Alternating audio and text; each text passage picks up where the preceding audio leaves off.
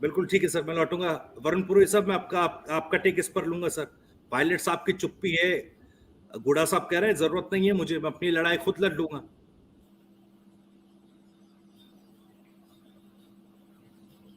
एक second sir, mic mute है। वरुण जी एक सेकंड सर। ठीक है, आप अब बात पूरी कीजिए अपनी सर, बोलिए।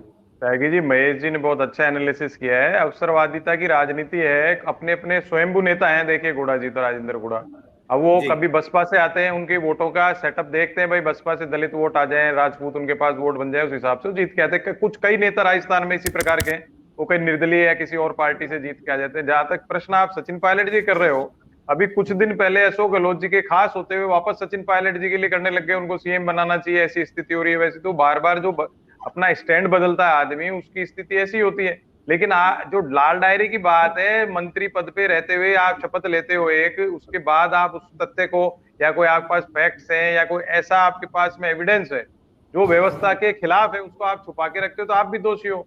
और लाल डायरी अगर आप, दूसरी तरफ केंद्रीय जो एजेंसियां है वो भी दोषी है। जब उनसे छीन के आदमी ले जाता है, इतने टाइम हो गया, ना कोई एफआईआर दर्ज, ना कोई एक्शन लिया।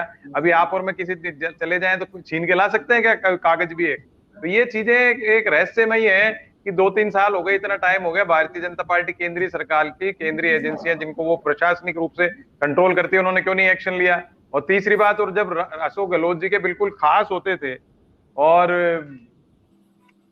वो आप ये देखिए, सपोर्ट किया उन्होंने कांग्रेस को, निर्दलीय जितने आए उसके साथ में बसपा के भी आए जो विलय हुआ कांग्रेस में, उसके बाद क्या ऐसा कारण हुआ कि वो पलट गए वापस में? तो इस पे भी गौर करना चाहिए। जो आदमी को आपको मंत्रिमंडल में सदस्य बना दिया, आपकी इतनी इंपॉर्टेंस हो गई, उसके बाद आप पलट रहे थे, या तो आप कुछ आपकी और ज्यादा जो आकांक्षाएं पूर्ण नहीं कर पाए आप, इसलिए जी आप ऐसे बदल गए। और तो सबसे बड़ा कारण, मेन जो चीज है, मैंने आपको भाई, एक तो मंत्रिमंडल में जब आप शामिल हो जाते हो तो कलेक्टिव रेस्पॉन्सिबिलिटी होती है।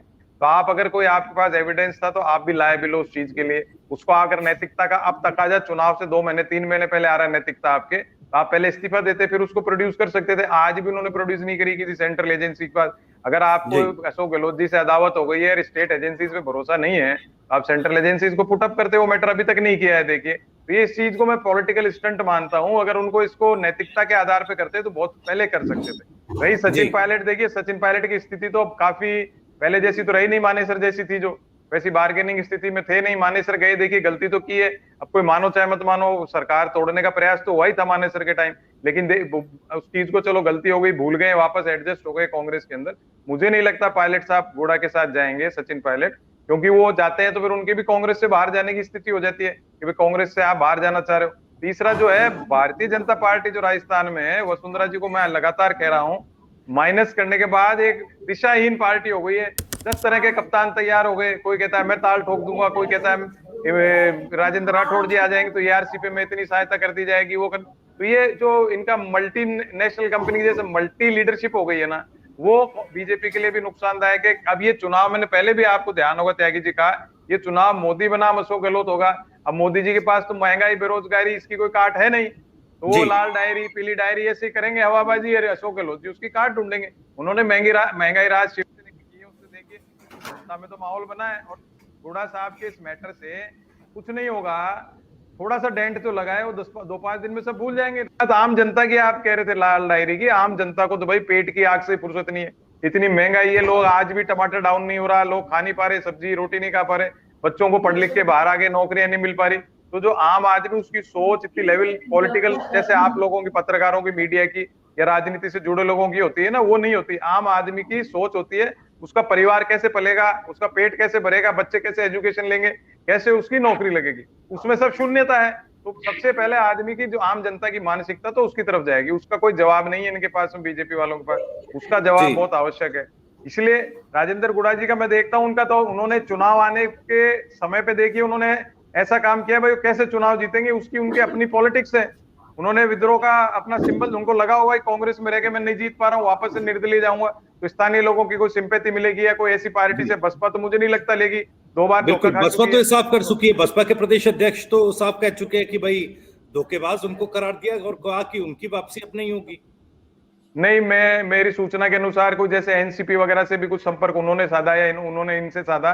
अगर ऐसा जी करेंगे तो, अगर इंडिया का फॉर्मेशन हो जाएगा तो वो कांग्रेस के खिलाफ रहते तो इंडिया में कैसे जाएंगे? हो सकता है भारतीय जनता पार्टी या हनुमान बेनीवाल से कोई अलायंस करे या इंडिपेंडेंट लड़े। उनकी अभी ओझा जी ने सही बताया, उनकी अपनी अफसर के हिसाब से राजनीति है कि वो किस हिसाब से वापस विधायकी चुन के आए, वो देखने वाली बात है। मुझे नहीं लगता कि अगर स्थिति उनकी अच्छी होती तो इस प्रकार की वो गतिविधि करते। मंत्री रहते हुए उनके खूब काम सैंक्शन किए गवर्नमेंट ने। मुख्यमंत्री जी खुद गए थे उनके यहाँ पार्टी में, उसके बाद भी थोड़ा क्रिटिसिज्म भी हुआ था मुख्यमंत्री जी का उस समय। तो ना होने के बाद अगर आप खिलाफ जा रहे हो तो कोई ना कोई इंटरनल कारण है, या तो आपको चुनाव में जीतने का कोई भय हो गया, या फिर आपके कोई काम ऐसा था जो चर्चा लो पॉलिटिकल एरिना में है, ऐसा कोई काम था जो नहीं हुआ, इसलिए आप छोड़ रहे हो। तो ऐसी चीजें हैं। तो ये इसका कोई विशेष फर्क मुझे नहीं लगता कांग्रेस पार्टी पे आगामी चुनाव में पड़ेगा। ठीक है सर, वो कार्रवाई चाहे विधानसभा के अंदर हो, विधानसभा के बाहर हो, चाहे जनता के द्वारा हो, जनता को व्यभिचार के वो आरोप उन्हें भूलना नहीं चाहिए। सर वरुण पुरोहित साहब, आप कुछ कहना चाह रहे थे, उसमें एक सवाल भी ऐड कर रहा हूं सर। चेतन जी ने कहा कि भाई कार्रवाई होगी, विधि मीडिया पर बैठकर ये बातें बताई नहीं जा सकती, लेकिन चुनावी राज्यों में जितनी एक्टिव ईडी सीबीआई नजर आ जाती है, राजस्थान की बड़ी अजब दिलचस्प भूमिका, चाहे वो स्टेट की एजेंसीज की बात करूं या केंद्रीय एजेंसीज की बात करूं। मीणा साहब पहुंचे जल जीवन मिशन में जो घोटाला हुआ और उसकी कुछ शिकायत लेकर वो पहुंचते हैं ईडी दफ्तर, वहां पर एक शिकायत दर्ज कराते हैं। वो शिकायत महज ऐसा लगता है कि फाइलों में दर्ज होकर रह गई है, उस पर कोई कार्रवाई नहीं होती। जब बीजेपी ये बात कहती है कि भाई स्वतः संज्ञान नहीं ले सकती, कोई शिकायत आती है तो उस पर केंद्रीय एजेंसी काम करती है, तो वहां पर भी कोई कार्रवाई नहीं होती। और कई ऐसे दर्जनों ऐसे मामले हैं जिसमें केंद्रीय एजेंसियों ने स्वतः संज्ञान लेकर एक्शन किया है। देखिए त्यागी जी, मैंने जो बात करी प्रारंभ में कि जब गुड़ा जी कागज छीन के लाए थे तो उसके लिए कोई स्वप्रेरित संज्ञान की आवश्यकता नहीं हो, तो उन्होंने किया, घटित हुआ वो जो भी कार्य किया, उन्होंने क्रिया करी, तो उस पे उस समय जो थी एजेंसी, सेंट्रल एजेंसी, उनको लेना चाहिए था संज्ञान, क्यों नहीं लिया? उसपे अभी जांच करोगे, कितने साल तक आप जांच करोगे? सबसे बड़ा मैंने आपको प्रश्न वही उठाया। दूसरा, बार बार ये भ्रष्टाचार की बात कह रहे हैं, तो ये तो कह ही रहे हैं भ्रष्टाचार पे उचित कार्रवाई होगी, समय पर होगी, वो देख लिया आपने। हाल ही में अजीत पवार और 3 दिन में कैसी कार्रवाई हो रही है पूरे देश में, जिसपे भ्रष्टाचार हजारों करोड़ लगते हैं। इनके एक कंपटीशन चल रहा है, जो सबसे ज्यादा बड़ा भ्रष्टाचार करके आता है उसको सबसे पहले लेकर के अच्छा पद देते हैं अपनी पार्टी में, और 3 दिन में आते ही सब धुल जाता है। ये तो इनका भ्रष्टाचार के प्रति क्या टॉलरेंस है, क्या इनका उसमें इंटरेस्ट है, ये तो आपको समझ में आ जाना चाहिए, पूरे देश को समझ में आ रहा है।